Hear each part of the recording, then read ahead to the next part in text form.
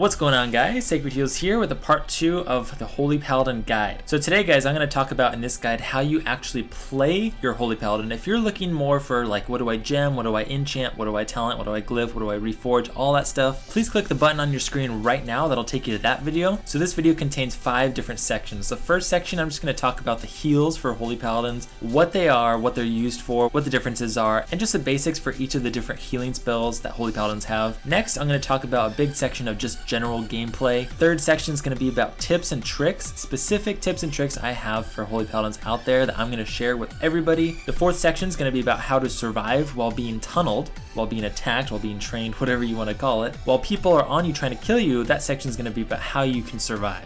And the final section is just a common mistake. So I'm going to go over a few of the mistakes that Paladins do while playing their character, and I'm going to talk about why they're wrong. All right, and before I get right into it, if you guys wouldn't mind leaving a comment or thumbsing this up for other Paladins out there to see it, that would be awesome. So let's begin with the heals. So first off, Holy Paladins really only have 6 different heals. So the first one, Flash of Light. Now, Flash of Light has been in the game for a lot of years. This one, in the current state, this is of course from Mists of Pandaria. This is extremely inefficient, and whether it's patch 5.1, patch 5.2, patch 5.3, whatever, it's probably going to stay this way as well. Flash of Light is not something you spam over and over and over and over and over and over and over.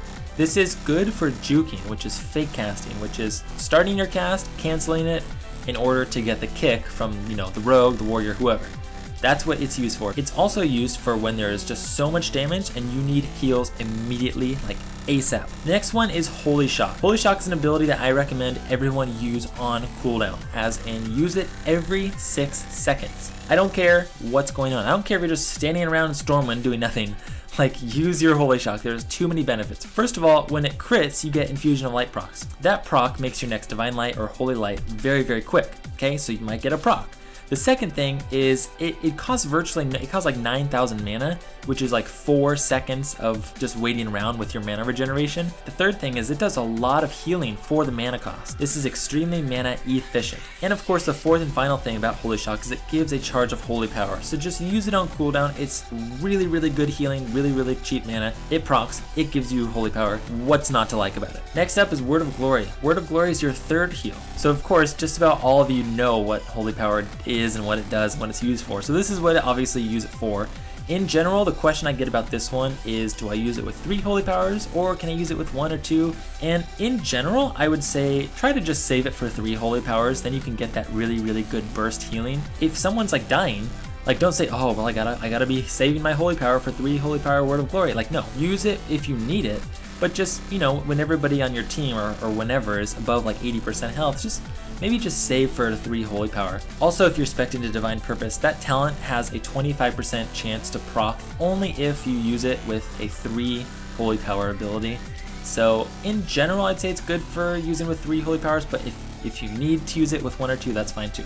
Divine Light. This is the ability that you're going to want to use with your Infusion of Light procs. This is much more efficient than Flash of Light, and typically the go-to ability when you need to pump out heals.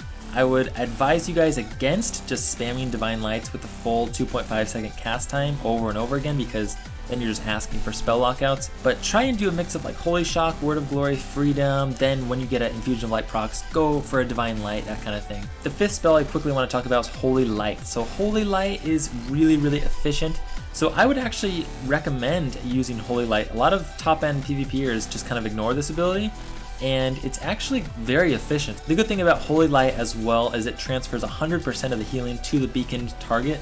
So this is extremely efficient and pretty good healing. And don't forget, it does work with Infusion of Light procs. So if you're kind of watching your mana but kind of don't really need super heavy healing, maybe just use a Holy Light with a Infusion of Light proc. And the final two abilities that I want to talk about are Holy Radiance and Light of Dawn. Both of these are pretty much only for healing multiple targets, as in more than 3 targets. So if you're using either of these in Arena, you're probably doing it wrong because it's not that efficient if you're doing less than 3 targets. LFR, rated BGs, that's where you're going to want to use Holy Radiance and Light of Dawn.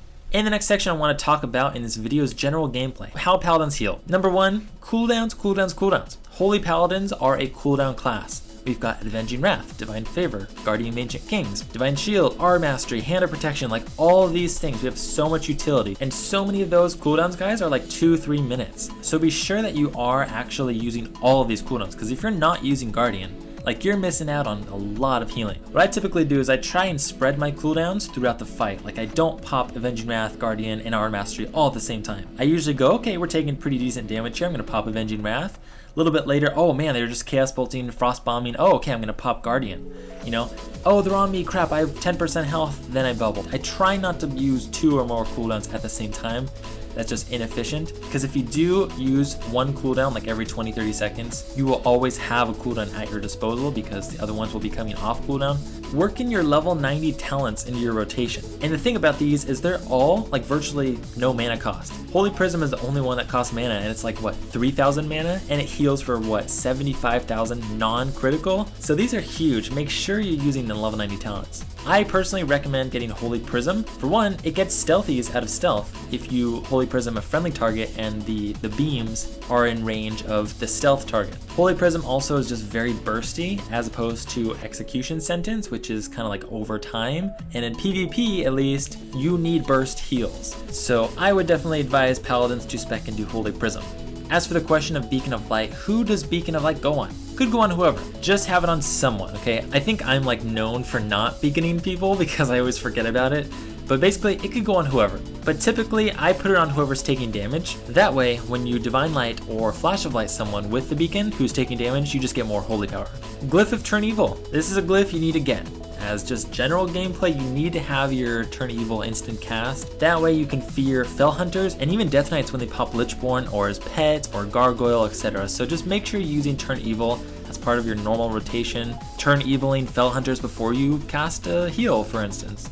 As for your talent that deals with crowd control, you know, the one where you gotta choose Fist of Justice, Repentance, or that Slowing Judgment one, I recommend that if you have a Shadow Priest, Fire Mage, Death Knight, UA Lock, some sort of dot class on your team, spec into Fist of Justice, because if you don't, if you go Repentance, the dots are just gonna cancel it out all the time, and it's really frustrating.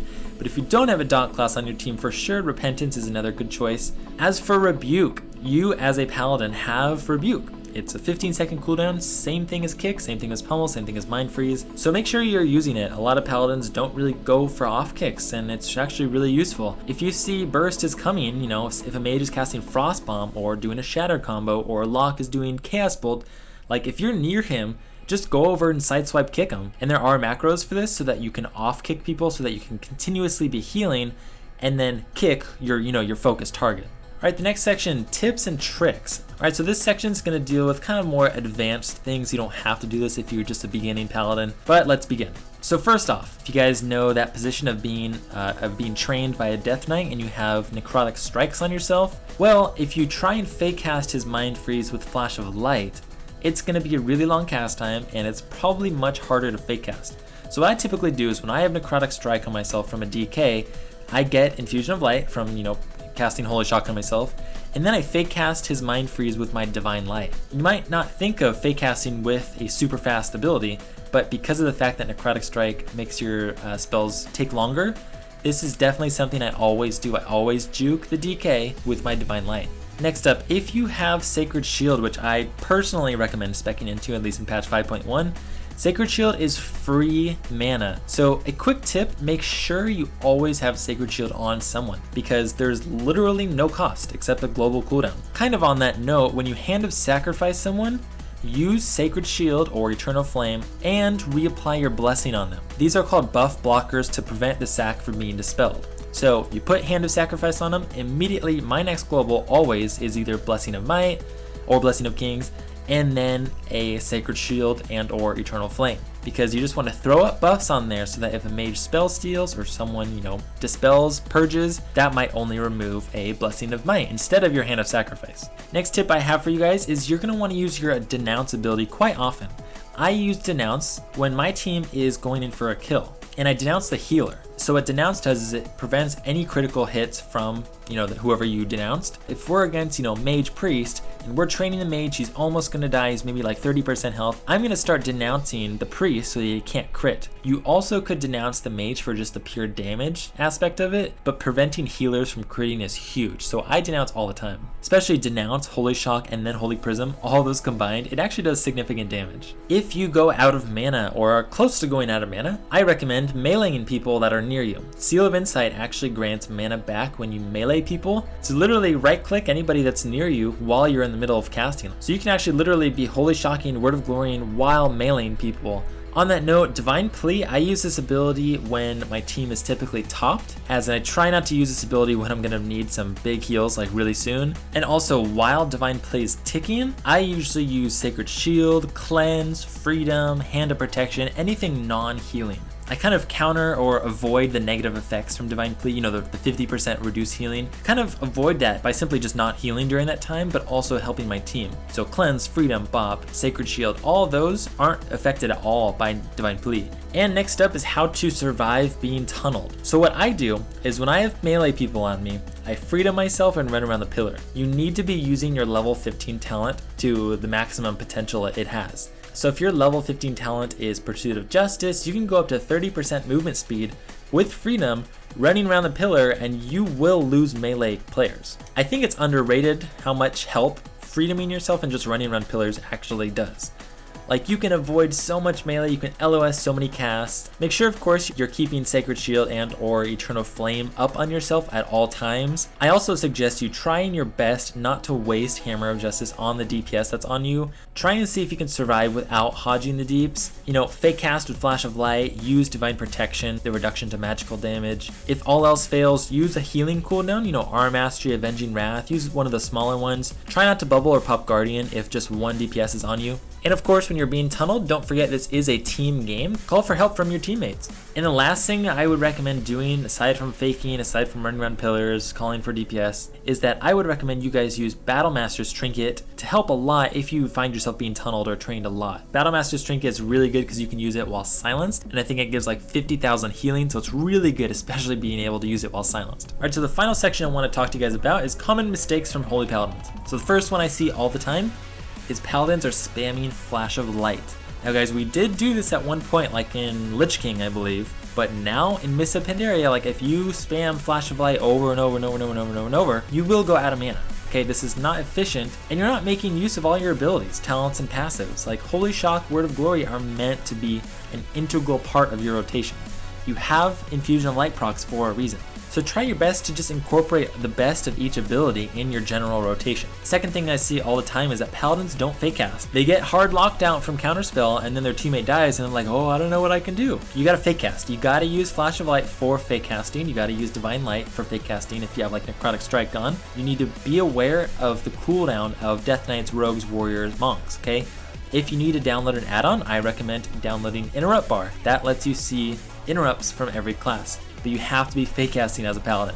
The third mistake I see is kind of not too obvious. It's just not, I would put down as like not using your utility. I recommend speccing into Clemency. When you spec into Clemency, you get 2 Hand of Protections, 2 Hand of Freedoms, etc. You need to be constantly freedoming when your teammate really needs it. You need to be bopping your Mage and Priest when melee gets on them. You need to be making use of your level 15 talent to get away from people. And the fifth common mistake I see is Paladins blow all their cooldowns at once when a lot of burst is going on. They say, oh my gosh, you're getting Chaos Bolted with a Frostbomb. Let me Guardian, Divine Favor, Avenging Wrath, and Badge of Dominance all at the same time to heal you up.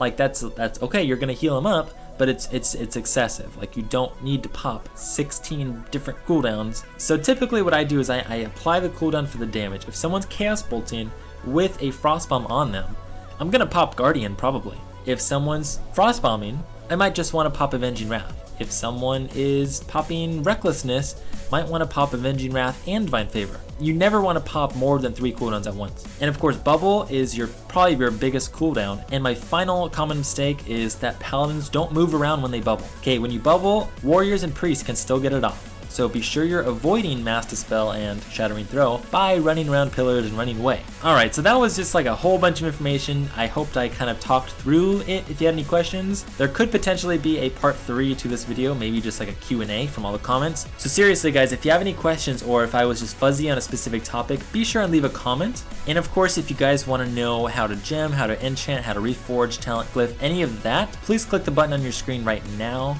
And that will take you to the Holy Paladin Guide for Mists of Pandaria for the information. So thanks for watching guys, I hope I helped for all you Holy Paladins out there, and good luck and have fun!